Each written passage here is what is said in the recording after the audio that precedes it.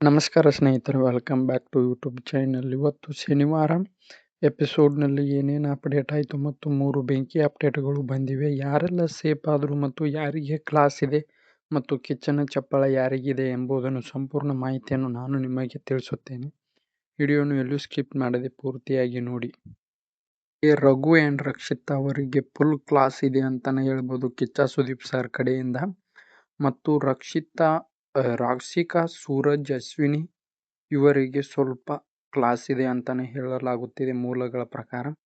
ಇಲ್ಲಿ ನಟೊಬ್ಬರಿಗೂ ಕೂಡ ಕ್ಲಾಸ್ ಇದೆ ಮತ್ತು ಆಟದ ಬಗ್ಗೆ ಹೊಗಳಿಕೆಯೂ ಕೂಡ ಇದೆ ಕಿಚ್ಚ ಸುದೀಪ್ ಸರ್ ಅವರ ಕಡೆಯಿಂದ. ಮತ್ತು ಡೇಂಜರ್ ಝೋನ್ ನಲ್ಲಿ 3 ಸ್ಪರ್ಧಿಗಳಿದ್ದಾರೆ. ಅದು ಮೋಸ್ಟ್ ಶಾಕಿಂಗ್ ಅಂತ ಹೇಳಬಹುದು.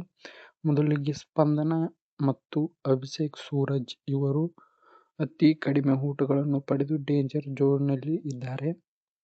ಮತ್ತು ಈ ವಾರದ ಕಿಚ್ಚನ ಚಪ್ಪಾಳೆಯನ್ನು ಚೈತ್ರ ಅವರಿಗೆ ಅಥವಾ ಧ್ರುವಂತ್ ಅವರ ಇಬ್ಬರಲ್ಲಿ ಒಬ್ಬರಿಗೆ ಸಿಕ್ಕಿದೆ ಅಂತಾನೆ ಹೇಳಬಹುದು. ಇದೇ ರೀತಿ ವಿಡಿಯೋಗಾಗಿ ನಮ್ಮ ಚಾನೆಲ್ ಅನ್ನು ಸಬ್ಸ್ಕ್ರೈಬ್